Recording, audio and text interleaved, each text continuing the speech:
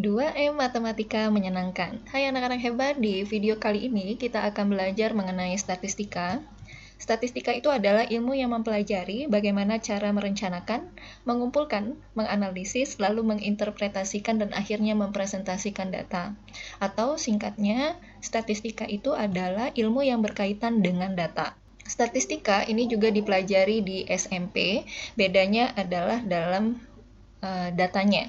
Data di SMP itu menggunakan data tunggal, sedangkan di kelas 12 SMA ini menggunakan data berkelompok. Dan di video kali ini kita akan mempelajari tentang penyajian data pada tabel distribusi frekuensi dengan data berkelompok.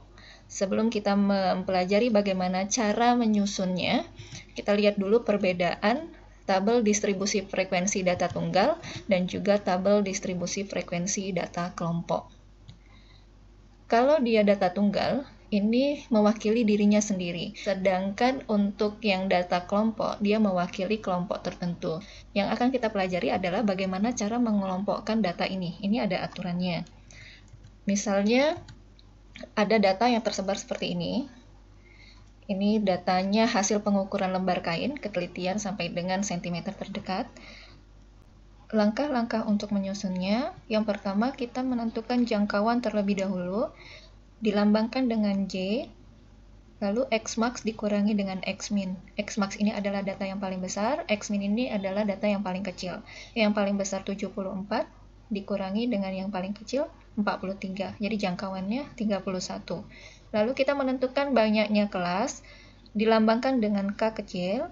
Aturannya adalah 1 ditambah 3,3 log N. N di sini adalah jumlah banyaknya data. Di sini banyaknya data 48. Nah, untuk log 48 ini kita cari menggunakan kalkulator atau juga bisa melihat tabel.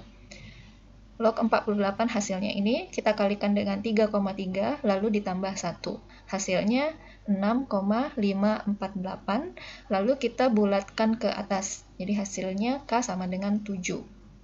Setelah itu kita menentukan panjang kelas, dilambangkan dengan C kecil, rumusnya J dibagi K, jangkauan dibagi banyaknya kelas.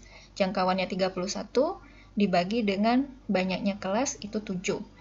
31 dibagi 7, 4,43. Menurut aturan pembulatan, semestinya ini hasilnya 4. Tapi khusus untuk menentukan panjang kelas, kita menggunakan aturan pembulatan ke atas. Jadi walaupun di sini lebihnya 1, misalnya 4,12 misalnya, itu tetap kita bulatkan ke atas, supaya semua data ini tercover dalam kelompok yang kita buat. Selanjutnya kita menyusun daftar distribusi frekuensi. Ini datanya mengenai hasil pengukuran, lalu kolom kedua ini frekuensinya. Kelas pertama, kita mulai dari data yang paling kecil. Data yang paling kecilnya 43, maka kelas pertama kita mulai dari 43, terus kita hitung sebanyak 5 angka mulai dari 43 ini. Jadi 43, 44, 45, 46, 47.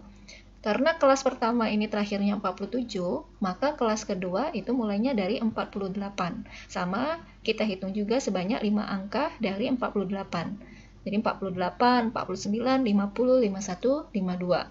Begitu juga untuk kelas-kelas selanjutnya. Kita lihat data yang paling besar itu 74. 74 itu sudah berada pada kelompok yang terakhir atau kelas yang terakhir. 73 sampai dengan 77. Jadi intinya data yang paling kecil sampai dengan data yang paling besar itu harus berada pada tabel distribusi frekuensi kita. Harus tercover semuanya di sini. Boleh lebih di sini, tapi tidak boleh kurang.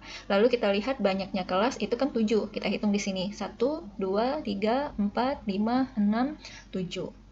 Selanjutnya, kita hitung frekuensinya. Untuk kelas yang pertama, 43 sampai dengan 47, kita cari dari data yang kita punya ini, 43 sampai 47 ada berapa? Kita lihat di sini, ada 1. Maka frekuensi untuk 43 sampai dengan 47 itu sama dengan 1. Selanjutnya, 48 sampai 52. Kita lihat di baris pertama ada 50, 52, 52 lagi, 52, 49, 48. Jadi dari 48 sampai 52 itu ada 1, 2, 3, 4, 5, 6. Begitu juga cara untuk menentukan frekuensi kelas-kelas selanjutnya. Lalu jumlahnya kita jumlahkan, ini harus sama dengan banyaknya data yang kita punya. Jadi kalau setelah kita jumlahkan hasilnya tidak sama dengan banyaknya data, maka ada yang keliru pada saat kita menghitung frekuensi di sini. Demikian untuk penjelasan di video kita kali ini. Kita ketemu di video-video selanjutnya. Terima kasih, tetap semangat. 2M Matematika menyenangkan.